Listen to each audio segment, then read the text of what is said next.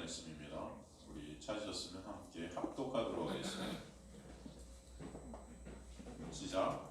하나님이 그들에게 복을 주시며 하나님이 그들에게 이르시되 생육하고 번성하여 땅에 충만하라. 땅을 정복하라. 하늘의 물고기와 하늘의 새와 땅에 움직이는 모든 생물을 다스리라 하시니라. 아멘. 이 제목은 생육과 번성입니다. 그리고 창립 예배가 있는데 사실 저와 여러분은 이미 하나님께서 예배케 하신 그 순간이 그 시간이었다고 저는 생각합니다. 이미 주님의 놀라운 계획 안에서 주님께서 이끌어 가셔서 오늘 예배 사실은 이름이 창립이지만 저희의 예배는 매 순간 예수 그리스도의 십자가의 놀라운 은혜와 사랑에 감사하는 그런 예배가 되었으면 좋겠습니다.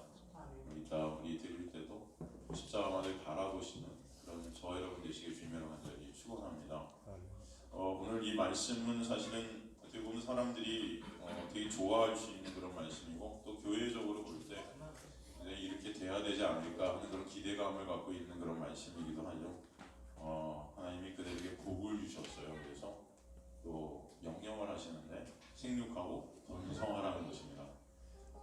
교회적으로 볼 때 우리 교회도 생육하고 번성하는 그런 교회가 돼야 되는데 많은 사람들이 생육과 번성을 갖다가 보통 이제 성장하는 또 이게 양적으로 이게 커지는 이제 이런 것들을 많이 생각할 수 있습니다.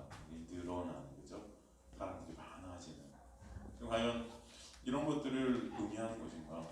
그래서 그렇게 되려면 열심히 전도하고 열심히 뭔가 으쌰으쌰 사람들이 많이 불러모으고 해야 되는데 물론 그게 나쁘다는 게 아니죠. 여러분 열심히 말씀을 전하시고 전도하시는 분들 되시기를 소망합니다. 그러나 진정 이 생육과 번성이 먼저 어떤 것인지 우리가 알아야 그 은혜가 있게 될 줄로 또 믿습니다. 오늘도 그래서 이 말씀을 통해서 하나님의 놀라운 계획하신 하나님의 놀라운 은혜와 그 사랑을 저 여러분에게 또 이렇게 말씀으로 주시는 줄 저는 믿습니다. 진정 저와 여러분의 삶 가운데 우리 교회 가운데 이런 생육하고 번성하는 일이 있어야 되는데 그것이 무엇인지 한번 우리가 살펴보도록 하겠습니다. 생육하고 번성하라 하나님의 명령이 떨어집니다. 명령. 그럼 구약에서 하나님의 명령이라는 것은 제가 항상 말씀드리지만 첫째로 인간의 힘으로는 그 명령을 지킬 수 있다 없다. 없다는 것을 알라고 주신 거죠. 하나님의 명령. 그 율법이라는 거 로마서에 말했지만 율법으로는 죄를 깨닫게 하려 함이라. 우리가 얼마나 죄인인지를 알게 하시기 위해서 하나님의 말씀을 주셨다는 거예요. 그 말씀은 우리는 말씀을 지킬 수 있다 없다. 없는 존재들이라는 것을 먼저 우리는 자각하게 되죠. 두 번째, 그 명령을 그래서 사실 누가 이루신다? 하나님께서 이루시겠다. 그게 명령입니다. 첫 번째, 명령은 인간이 지킬 수 있다 없다? 없다. 그래서 그 명령은 누가 이루신다? 하나님께서 이루신다. 그래서 하나님께서는 항상 명령을 주심으로 명령 안에 또 약속이라는 것을 항상 내포시켰던 것을 볼 수 있어요. 약속이라는 것이 다른 말로 뭐라 그랬습니까? 하나님의 은혜예요. 약속. 그 약속에는 무조건적인 약속이죠. 어떤 조건이 들어가는 약속이 아닙니다. 그래서 하나님께서 그 명령을 주시고 그것을 은혜로 약속으로 이뤄버리시겠다는 그런 놀라운 은혜가 그 안에 숨어 있는 것이죠. 그래서 오늘 명령도 사실은 하나님께서 창세기 47장 27절에 보면 스스로 그것을 이루셨던 것을 볼 수 있습니다. 창세기 47장 27절 보면 이스라엘 족속이 애굽 고센 땅에 거주하고 거기서 생업을 얻고 생육하고 번성하였더라. 주님께서 그렇게 이뤄가셨던 것을 볼 수 있어요.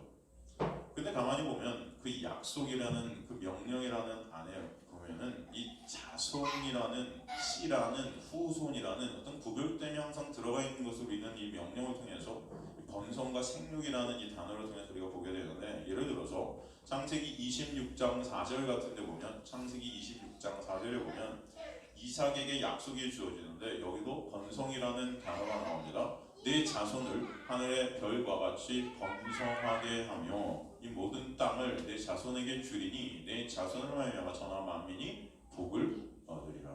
자손으로 말미암아. 계속 자손이라는 단어가 등장하죠.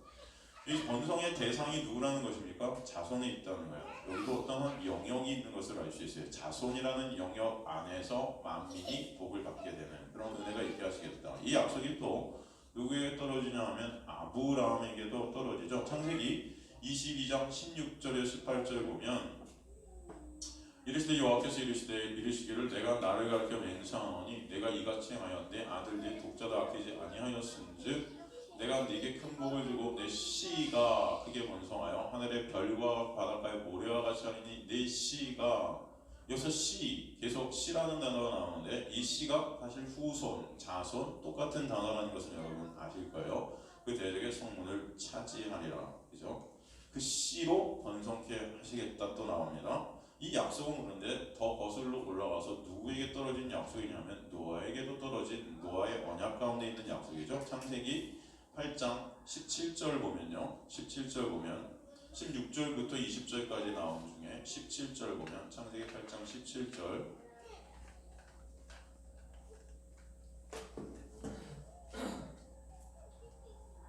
너와 함께한 모든 혈육 있는 생물고 새와 가축과 땅에 있는 모든 것을 다 이끌어내 이것들이 땅에서 생육하고 땅에서 번성하리라 하시매 너와 함께한 모든 혈육 그죠? 그것으로 인해서 번성이 있게 하시겠다 말씀하셨던 것을 볼 수 있으면 근데 노아의 이 방주 사건 물로 세상이 심판을 당한 후 그죠? 이것은 옛 세상이 다 죽음 가운데 가게 되는 수장을 말하죠. 그 다음에 그것으로 말미암아 새 하늘과 새 땅이 열리게 돼요. 그죠? 새 하늘과 새 땅이 열리는 그것은 바로 새 창조의 모습을 우리에게 그려주신 하나님의 말씀입니다. 그 안에서 당신의 백성들에게 약속이 되어지는 것이 뭐냐? 생육과 번성이라는 것이에요.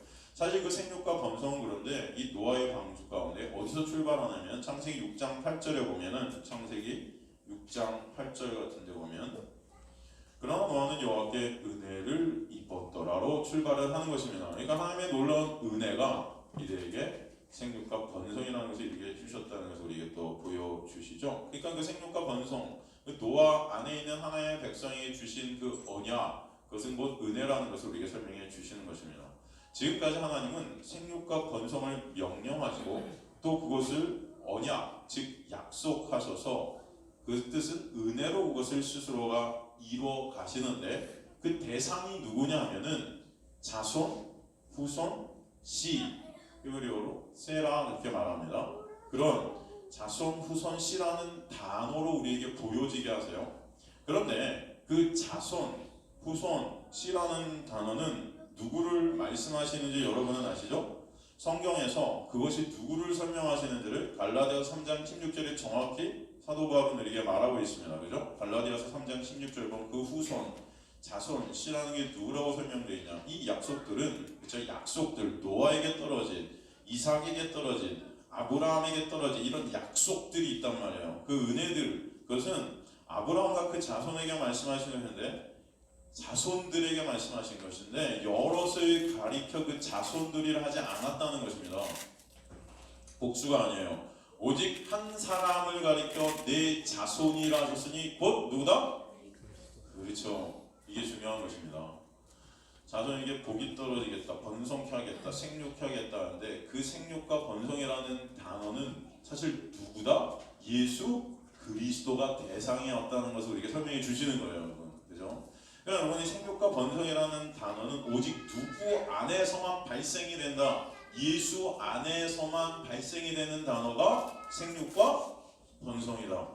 그러니까 여러분 생육과 번성을 갖다 딱 단어를 보시면서 우리가 기억해야 될 것은 이 생육과 번성이라는 단어는 바로 예수 안에 있는 거구나 라는 것을 우리가 설명해 주시는 것입니다. 우리에게 바로 그 씨, 그 자손, 그 후손이 예수이기 때문에 예수가 생육과 번성이라는 것입니다. 그러니까 생육하고 번성하라는 명령을 주시고 그것을 누구 안에서 이루시겠다는 거예요. 예수 안에서 이루어 주시겠다.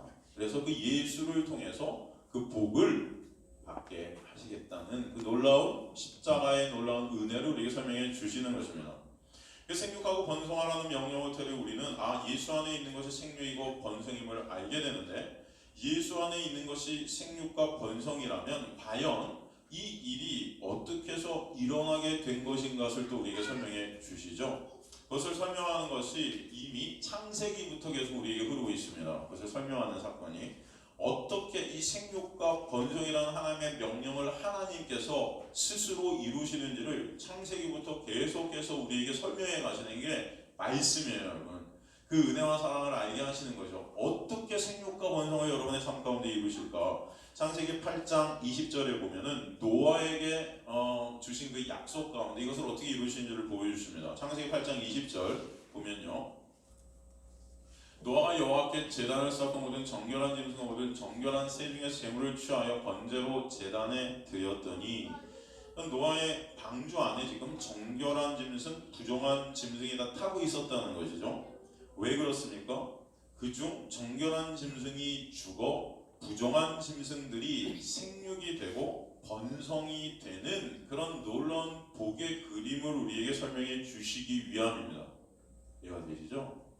그러니까 그 생육과 번성의 구체적 내용이 무엇인가 하면 에스겔서 36장 11절로 다시 가보면요, 내가 너희 위에 사랑과 짐승을 많게 하되, 생육과 번성이에요. 그들의 수가 많고 번성하게 할 것이라. 너희 전 지위대로 사람이 거주하게 하여 너희를 처음보다 낫게 대우하리니 내가 여호와인 줄을 너희가 알리라. 이게 무슨 말이냐면은, 이 구절은 하나님께서 지금 부정한, 간음한, 패역한 이스라엘 백성들을 어떻게 하시겠다?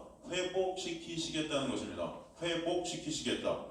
그 구체적인 말씀이 이루어지는 것이 36장 24절에서 28절이죠. 내가 너희를 여러 나라 가운데서 인도하여 내고 여러 민족 가운데서 모아들이고 고국 땅에 들어가서 맑은 물을 너희에게 뿌려서 너희로 정결하게 하되, 곧 너희 모든 더러운 것에서와 모든 우상 숭배에서 너희를 정결하게 할 것이며, 또 새 영을 너희 속에 두고 새 마음을 너희에게 주되, 너희 육신에서 굳은 마음을 제거하고 부드러운 마음을 줄 것이며, 또 내 영을 너희 속에 두어 너희로 내 율례를 행하게 하리니 너희가 내 규례를 지킬지니라. 내가 너희 조상들에게 준 땅에서 너희가 거주하면서 내 백성이 되고 나는 너희 하나님이 되리라. 지금 생육과 번성의 정확한 의미를 우리에게 보여주시고 계십니다. 이게 크기가 늘어나고 양이 커지는 그런 것이 아니라는 거예요. 하나님의 은혜로 더러운 것을 제거해 버리시고 부드럽고 그런 아름다운 마음을 우리에게 허락해 주시고, 그 은혜로 율례, 규례, 이건 뭐예요? 율법이죠. 하나님의 말씀, 그것을 지키고 행하는 자가 거저 은혜로 되게 하시겠다. 그죠? 그래서 율법을 지키고 행한다는 것은 무엇이죠, 여러분? 하나님의 말씀을, 실시한 하나님의 말씀을 다 일일이 문자적으로 이렇게 지킨다는 것입니까? 그런 거 아니죠? 여러분 다 아시죠?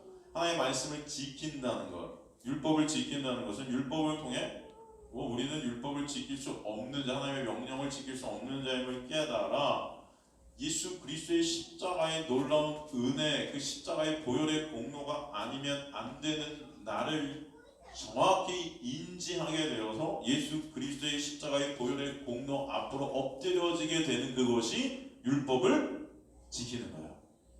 이해가 되시죠?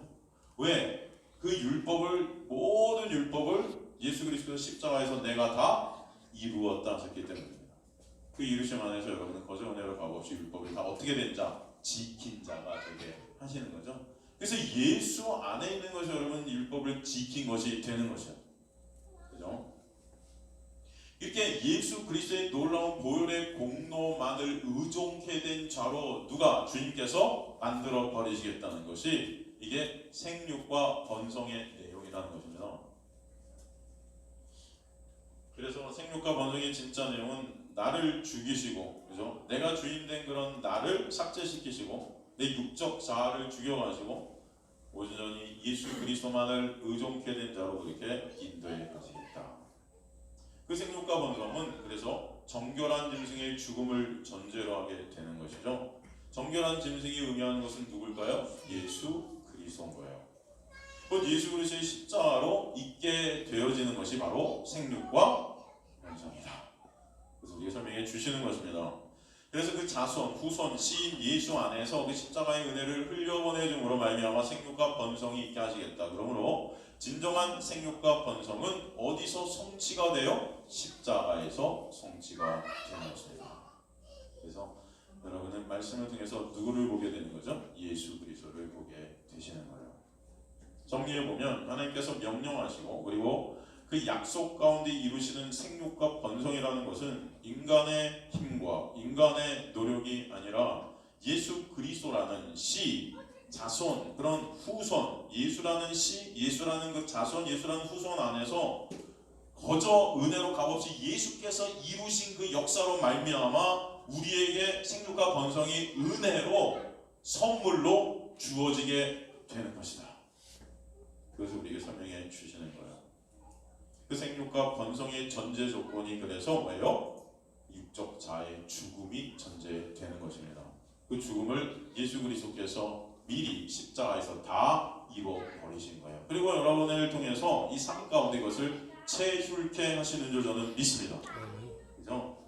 근데 이 세상 가운데 우리 육적 자아를 갖다 주님께서 은혜 가운데 뚫고 들어서 삭제시켜 가시는 것이에요. 그래서 당신의 백성들을 이 어둠의 세상에 넘기신 것은 그 육적 자를 삭제시키시고 비어진 자리에 예수의 놀라운 은혜만이 채워져서 그 예수의 은혜와 사랑이 얼마나 크고 놀라운지를 깨닫게 하시고 알게 하시고 주님만 찬송받으시는 자리로 여러분을 이끌어 가시는 줄 믿으시기 간절히 소망합니다.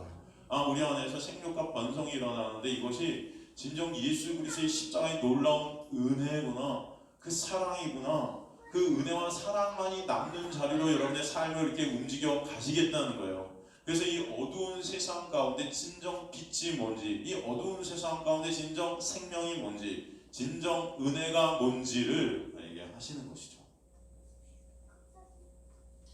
신약에 보면 사도행전에서 예루살렘에 있는 제자들에게 주님께서 말씀하시죠. 명령을 하십니다. 너희가 가서 예루살렘과 온 유대 사마리아 땅 끝까지 이르러 내 뭐가 되라? 증인이 되라. 명령하세요. 이 명령도 마찬가지. 누가 이루시겠다? 예수께서 이루시겠다는 거예요. 그래서 오순절에 성령을 보내시는 것입니다. 이것도 누가? 주님께서 이루어 가실 것이기 때문에. 그죠? 증인되게서 더 많은 사람을 주님께서 모이게 하세요. 그런데 가만히 보면은 성령께서 오셔서 그들이 많이 이제 모이게 됩니다. 많은 사람들이 모이게 되는데 점점 더 많은 사람들을 주님께서 모이게 하셨나요? 사실은 그렇지 않죠. 그들 갖다 부르셨는데 어떻게 해요? 그 다음에 다 흩으세요. 흩으세요. 다 흩어버리십니다.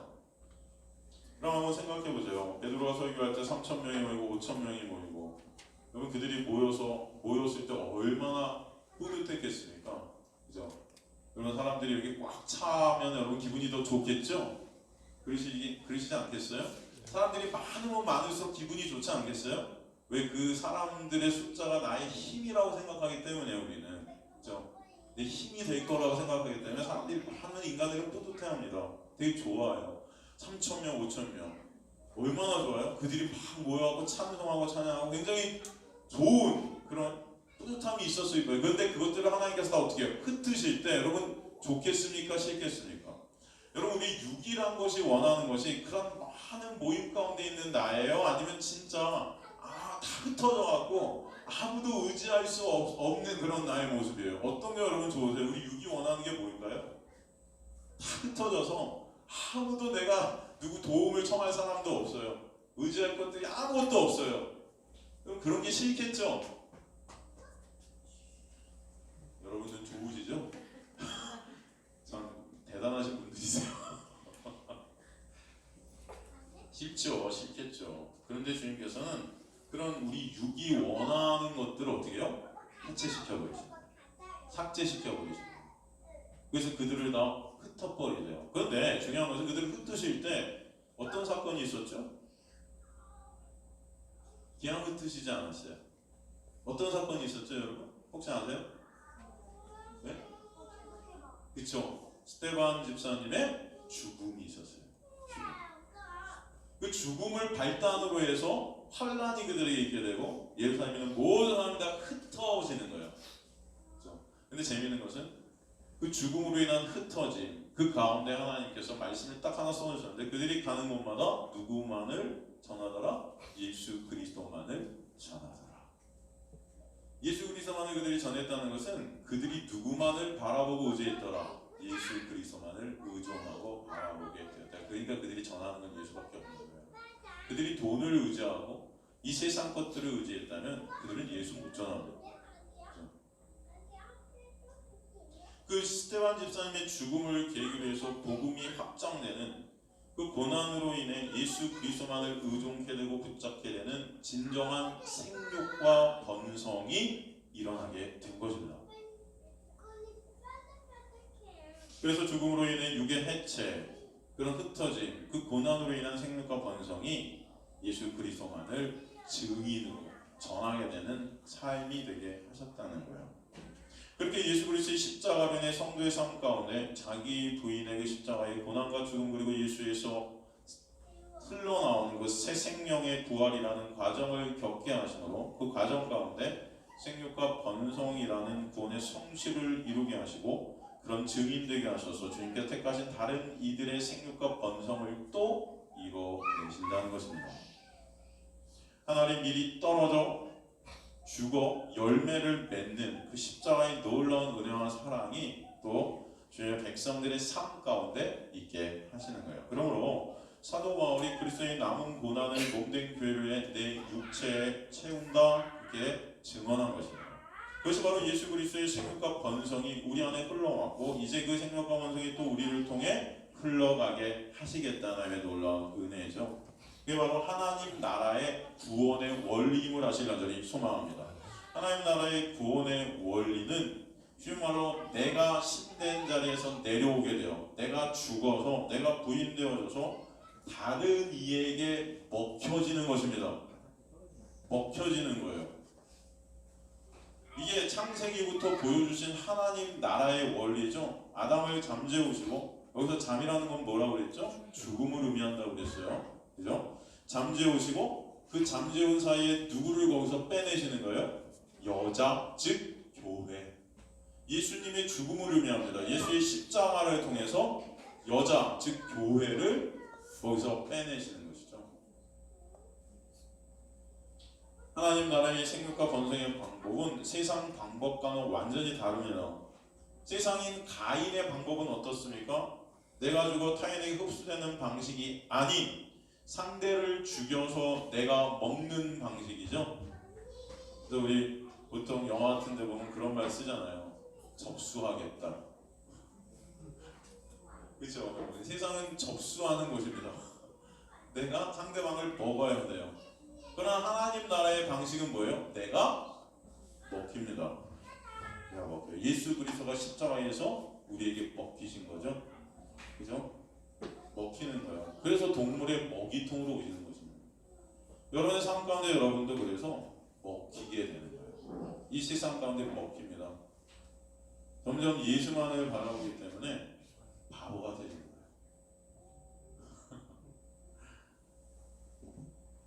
제가 우리 권사님 한 권사님과도 밥을 먹으면서 그런 얘기를 나눈 적이 있는데 로마서 7장 8장 이 두 장을 갖다가 해석하고 싶어서 제가 산 책이 정말 한 60권 정도 되는 것 같아요. 온 책장에다 로마서예요.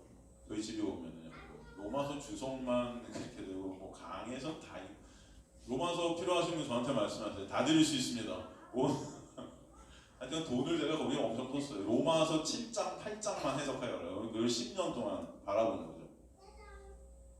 근데 사실 그 책이 다 소용이 없던 게 어느 순간 하나가 뭔가 딱 깨달아진 게 있는데 지금이야 뭐 그렇지만 여러분 옛날에는 제가 독일에 있을 때 하여튼간 여행이라고 하면 일 때문에 독일 극장들을 저녁을 갔다 막 다닐 때 그때는 내비게이션이 없었어요. 지도 하나 들고 그 모든 것들을 다 찾아다녔습니다.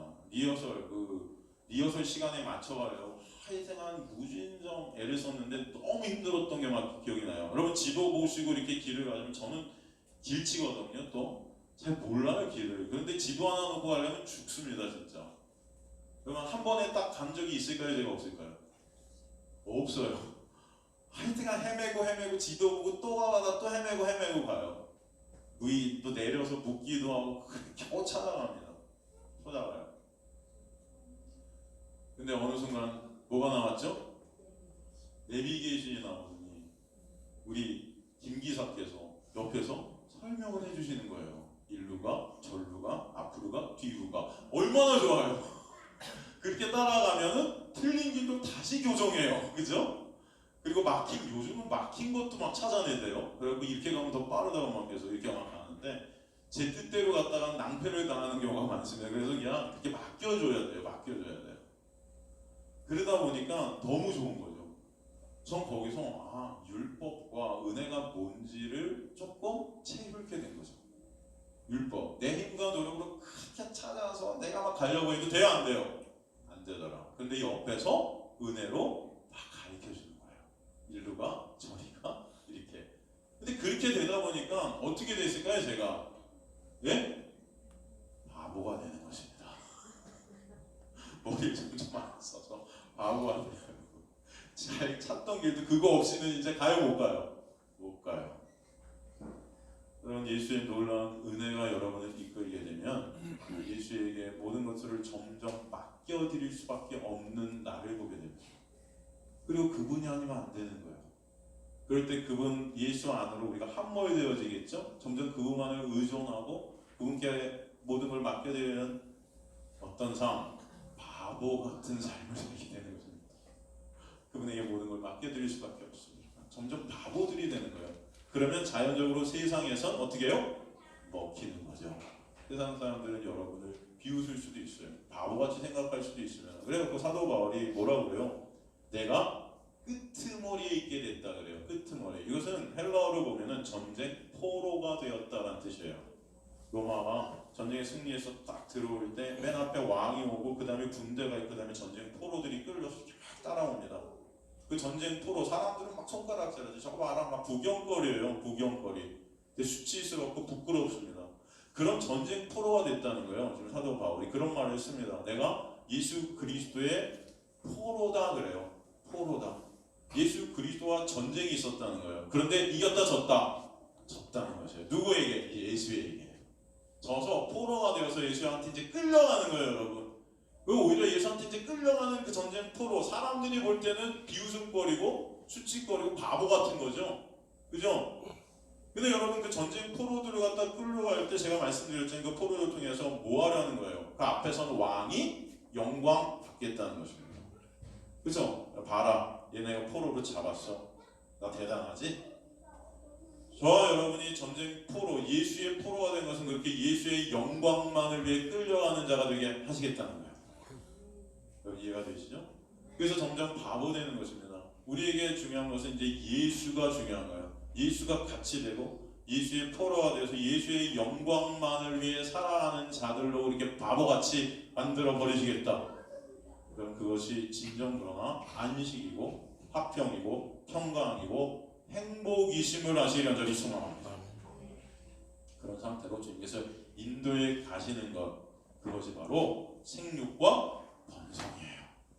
그런데 그런 가운데 우리 육적 자아의 해체가 있게 되고 그런 전쟁 포로가 되는 고난이 있게 하시는 것입니다. 그런 고난과 그런 육적 자아의 해체되는 과정을 통해서 오직 예수 그리스도만이 드러나시고 예수 그리스도만이 영광 받으시는 그 자리가 있게 하시는 것입니다. 우리가 야곱 이야기를 통해서 그것을 보게 되죠. 끝까지 그 야곱, 사기꾼 같은 그 야곱을 쫓아와서 죽이시고 황골 탈퇴하게 하시는 거예요, 여러분.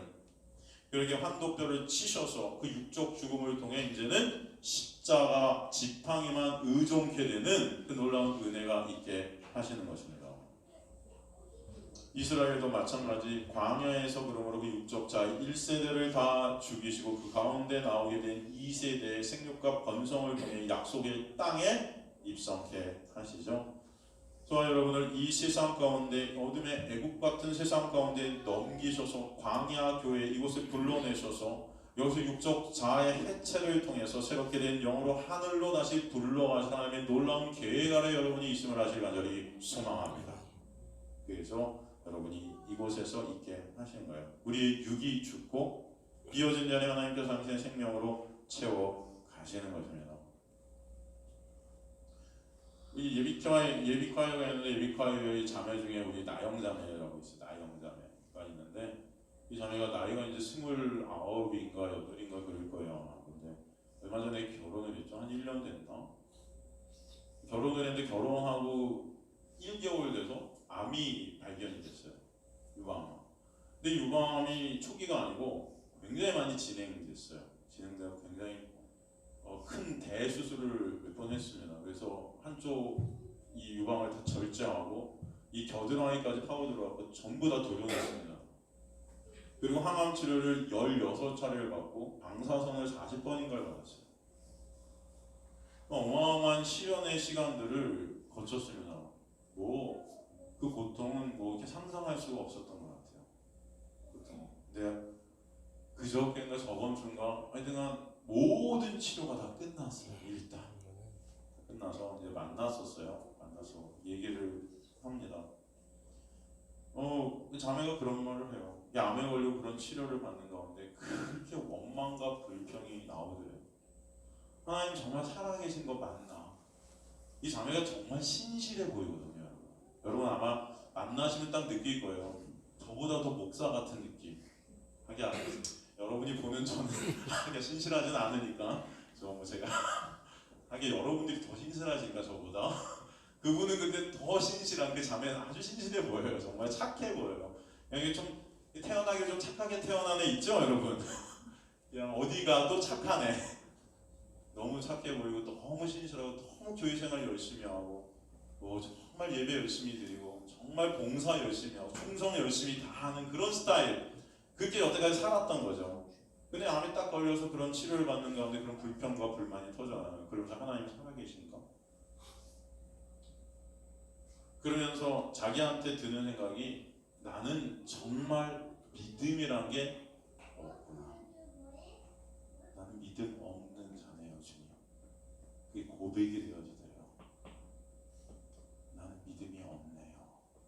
그렇게 믿음 생활을 잘했던 나는. 그래서 힘들고 어려운 시기를 이렇게 거치고 수술을 한 다음에 얼마나 힘들었겠습니까? 나는 믿음 없음이 발각이 되고 더 힘든 거죠. 우울증도 정신과 치료도 받고 여러 가지. 근데 수술을 받고 이제 핏주머니 이걸 갖다 차고 있는데 그 병원 안에 예배를 드리러 갔대요. 근데 갑자기 마음속에 특송이 하고 싶어졌대요. 특송. 이 핏주머니 들고 수술 받고 너무 힘든데 마음속에서 나는 믿음 없음이 발견이 됐는데도 이 안에서 찬송이 하고 싶어지더래요. 자기도 모르게. 왜 그랬대? 하나님 저는 찬송 못하겠어요. 저는 용기가 없어요. 믿음도 없는데 못하겠어요. 근데 했을까요? 못했을까요? 했어요. 나도 결국 특성을 했대요. 주의 옷자락에서 전해진 하나님의 사랑 그런 특성이 있나 봐요. 그 옷자락은 뭘 뜻하죠, 여러분? 하나님의 구원을 뜻하죠? 예수 그리스도의 옷자락을 덮으신 하나님의 털어놓은 은혜를 뜻해요. 하나님은 그냥 거기서 특성을 하면서 많이 우러나와요. 그러면서 예비콰이어 우리 공연하는 것들 그 수술 내내 또 치료받는 항암 치료 내내 걸 계속 들었대요. 그게 그렇게 위로될 줄 몰랐대요. 그 찬양이. 저는 그거 한 번도 안 듣거든요. 그 친구한테는 그게 큰 위로가 되는 거예요. 정말 그때부터 고백이 나오는 하나님, 저 하나님 아니면 정말 안 돼요. 예수님 아니면 정말 안 돼요. 처절한 고백들이 막 나오기 시작하는 것입니다. 매 순간 예수님을 바라보지 않으면 못 살겠대요. 근데 끝에 어떤 고백을 하는지 아세요? 이제 저한테 그러더라고요. 근데 목사님 정말 전 나빠요. 그렇게 다 치료받고 이제 끝나니까 여전히 하나님을 바라보지 않는 저를 봐요. 여전히 저만 보고 있는 저를 봐요. 그때는 그렇게 하나님을 바라봤는데 얼마 되지도 않았는데 저번 주에 끝났는데 이제 살만하니까요. 여전히 저를 보고 있더라고요. 저는 정말 제 힘과 노력으로는 안 되는 저를 보는 그런 고백을 저에게 하면서 제가 뭐라고 그랬는지 아세요, 여러분? 고맙다고 했어요. 나는 20대 때 슈퍼랑에서 내가 40 40대 가면 예수님 될 줄 알았다. 난 40살 정도 되면 내가 정말 예수처럼 거룩해질 거라고 난 믿었어. 근데 하나님께서는 너를 정말 사랑하시나 보다. 너는 20대 때 예수 그리스도의 은혜가 아니면 안 되는 너 자신을 봤구나. 그 고난을 통해서 참 감사하다 했습니다. 그게 생육과 번성임을 하시는 자를 소망합니다. 여러분, 저희는요 예수 그리스도의 은혜가 아니면 매 순간 볼 때 그 은혜가 아니면 하나님 안 봐요. 나만 봐요. 근데 착각하고 살죠. 조금 뭐 하면은 난 하나님 잘 믿고 있어요. 저는 하나님 천국 가면 뭐 나가서 상 주세요. 하나님 천국 가면 저 상 받을 수 있죠. 여러분, 우리는 지금도 예수님의 십자가의 놀라운 은혜가 여러분을 묶지 않으면 우린 다 지옥에 갈 수밖에 없는 자들이 있고 명심하시기 바랍니다. 지금도 여러분이 이 자리에서 예배드리게 된 것은 하나님의 놀라운 은혜예요. 그 고난 가운데서 하나님을 바라봐도 인간은 그 고난을 딱 지나면 나만 바라봐요. 그러니까 여러분, 제발 교만하지 마십시오. 예수의 은혜가 아니면 안 되는 자들이 저와 여러분입니다. 오늘도 교회가 세워지고 하는 모든 것들이 하나님의 은혜이지 우리가 노력하고 우리가 잘나서 우리가 뭔가 해서 된 것이 아무것도 없어요. 그래서 여러분 꼭 잊지 마시기를 주님의 간절히 축원합니다. 여러분의 삶을 통해서 매 순간 주님께서는 맞아요, 주님. 1분 1초도 예수 그리스도의 은혜가 아니면 안 되는 자가 저입니다 라는 고백 속으로 이끌어 가실 때 그런 자기 부인의 자리에서 예수 그리스도의 십자가의 놀라운 은혜만이 채워지는, 그리고 그 은혜가 역사해 가는 그런 순간순간들로 여러분의 삶을 인도해 가실 줄 저는 믿습니다.